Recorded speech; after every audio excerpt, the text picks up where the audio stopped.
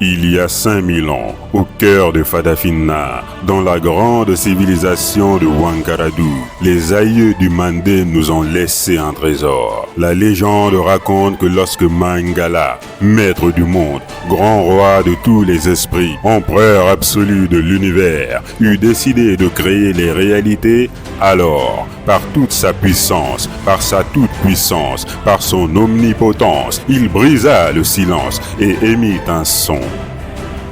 Ce fut le son premier, le plus grand de tous les sons, le maître de tous les sons, l'ancêtre de tous les sons, le son universel, le son de création, le son d'éternité, le son de lumière, le son de puissance, le plus puissant de tous les sons, la seule et unique voix de Dieu dans toutes les réalités. C'est ce son premier qui a créé le monde, c'est ce son premier qui maintient le monde, et c'est ce son premier qui dynamise le monde. Voici le son le plus puissant de tout l'univers. C'est le plus grand de tous les sons. C'est le son unique. C'est le son premier. C'est le son de création. C'est le son d'omnipotence. C'est le langage de l'univers. C'est l'ancêtre du monde. C'est le son de vitalité. C'est le véritable son vivant. Ce son a été découvert il y a très longtemps par le peuple du Manding. Son secret a été jalousement gardé depuis des millénaires, car ce son n'est pas un jouet, c'est un son sacré, le plus saint de tous les sons, le son éternel. Ce qui est étonnant, c'est que ce son est parfois négligé, minimisé et même parfois méprisé. Comme si la matrice faisait tout pour qu'on n'en découvre pas le vrai pouvoir. On l'appelle le Makun Nason, c'est-à-dire l'âme du silence en langue ngo, puisqu'il est impossible d'émettre du son sans matière, et que le son fait se mouvoir la matière, tout comme l'âme fait se mouvoir le corps. Alors c'est que le son est l'âme du monde qui fait vibrer la matière du monde qui n'est autre que le silence. Ainsi, il n'y a qu'une seule matière dans le monde, le silence, qui est le véritable nom de toute la matière du monde, physique ou spirituelle. C'est cette seule matière qu'il y a dans l'univers qui ne fait que présenter différentes facettes musicales dans l'harmonie cosmique universelle. En réalité, l'univers n'est pas silencieux. L'univers est le grand chanteur en chanteur. L'univers est le discours de Dieu. Voir l'univers, c'est voir la parole de Dieu en temps réel. Les Mandinka ont compris que le son, du fait de son intimité très forte avec la matière, était en réalité le phénomène de base et fondamental à l'origine de toutes les autres lois de l'univers.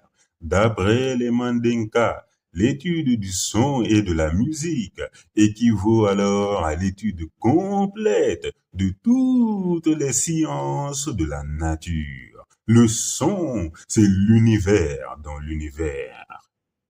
Si l'univers est le macrocosme et l'humain le microcosme, alors le son est l'endocosme. Le son dont il est question est le son sacré. C'est le son premier, le son qui est à l'extrême centre de toutes les âmes et de toutes les choses. On dit que c'est le son d'Afaner, c'est-à-dire le son parfait. On dit que c'est le son Tédor, c'est-à-dire le son du milieu, le son neutre et intermédiaire. On l'appelle Siralan Tédor, la semi-voyelle, et Sirata Tédor, la semi-consonne, car il peut se comporter à la fois comme une voyelle et une consonne. Il est donc à la fois masculin et féminin, physique et spirituel. C'est le son équilibré et fécond par excellence. C'est le son constant par excellence. C'est le son sans fin. Seul le silence absolu est plus sacré que ce son. Après le silence, c'est ce son. En réalité, il est la voix haute du silence. C'est le silence qui fait entendre sa voix. C'est ce son qui produit, maintient et dynamise tout dans l'univers. Une fois qu'on prend conscience de son pouvoir, alors il l'active et le met à notre service. C'est le son de création, c'est le son intelligent. Le son, du fait de sa nature divine, possède une infinité de pouvoirs. On dit qu'il est plus lumineux que tous les soleils réunis de tous les univers, qu'il transforme les démons en anges, qu'il désintègre les péchés, qu'il fait pousser les fleurs, qu'il permet de tout créer, qu'il apaise les cœurs, qu'il guérit les malades, qu'il attire le divin, qu'il apporte l'abondance, qu'il augmente la longévité, qu'il apporte l'intelligence, qu'il donne tous les pouvoirs, le pouvoir d'attraction, le pouvoir de manifestation, le pouvoir de création, et qu'il transforme le monde en paradis, car c'est la voix de Dieu, c'est le son divin, il ne peut apporter que le bien. Tous les Africains connaissent ce son. On le retrouve évidemment chez tous les Mandinka, mais également chez tous les Bantus, tels que les Bakongo, les Baluba, les Bazulu et toutes les sortes de cultures africaines. C'est la sacralité absolue de ce son qui fait que les anciens Africains aimaient le mettre devant leurs noms et mots de toutes sortes. C'est ainsi que nous obtenons des Ngolo, Ngalu, Mbappé, Ndole, Mbalu, Ngoma, Ntangu, etc. Dans le reste du monde, il semblerait que seuls les Nihon, c'est-à-dire les Japonais, les gens de Bharat, c'est-à-dire les Indiens, les gens de Zangwo, c'est-à-dire les Chinois, et les Cambodgiens, aient eu une idée de ce que représentait ce son sacré.